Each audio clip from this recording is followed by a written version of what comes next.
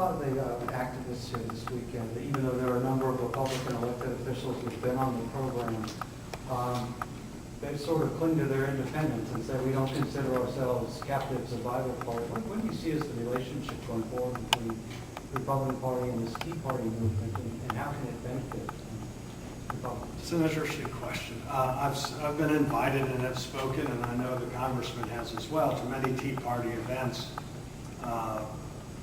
from last year to this year. There's 3 I did, even on April 15th, and even a big one in Delaware.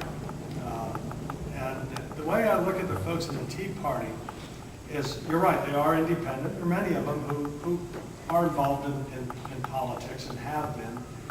There are some who are Republicans, and there's many, which I think was most encouraging, that haven't been active. I'm sure they voted, but haven't been active and involved. And I think what you saw with what was going on in Washington last year, and then the cap and trade vote that was passed, and then this whole health care experiment, and people being ignored, the stimulus spending, the expansion of government into all sorts of things, unprecedented expansion, and unprecedented spending and debt.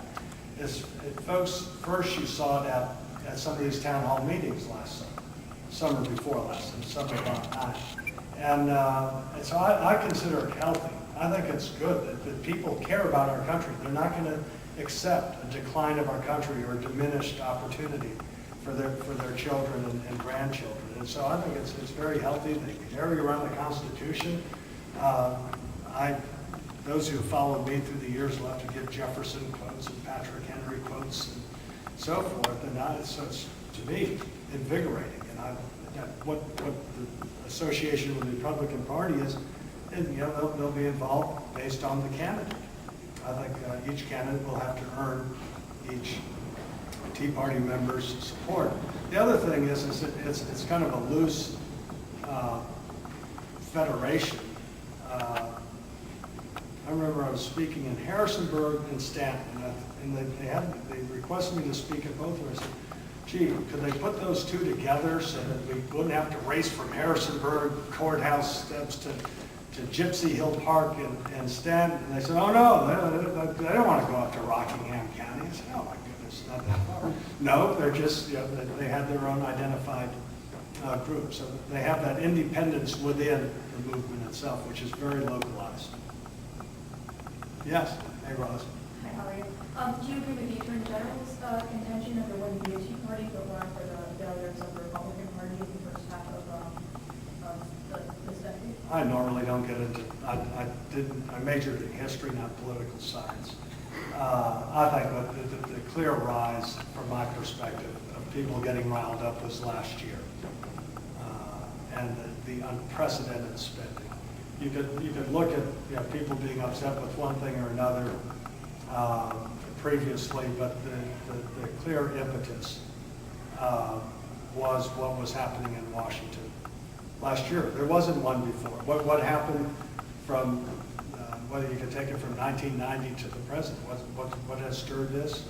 It's what's happening in Washington. Folks saw that this is unprecedented spending and unprecedented expansion of government.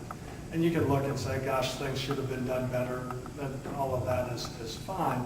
But if you take spending, for example, as a percentage of GDP, if you want to use measurements, when the Republicans were last in control of the House and the Senate, it was at a level of about 30-something percent, 35% or something like that, which was about the same it was during the Reagan years.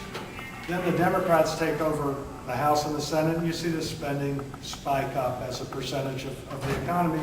And now, I mean, it's just the trajectory is just way up until 2020. And so when people see this kind of spending, the stimulus spending, the bailouts, the health care experiment, spending $1 trillion that we don't have on something that people don't want, the cap and trade scheme, which is a direct attack on American jobs, our coal resources, and indeed our economic competitiveness, people are riled up. And so that's why I think that the Tea Party, it's not just the Tea Party, it's a variety of groups. Americans for Prosperity are involved, and many others because of that big change just in the last year. If you look at it objectively, over the 12 years of Republican majorities in the House, the average deficit was $100 billion. Under the first year of this Obama government, it's $1.3 trillion. It promises to be at least another $1.3 trillion next year. So this is a multiple of 10 times. And then the part about our constitutional rights and government growing and expanding beyond anything we've seen before, that's happened in the last 2 years as well. So I'd concur with Governor Senator Allen on that. And we would have also had a balanced budget for about 2 of those years if it hadn't been for the war spending, which I believe was necessary.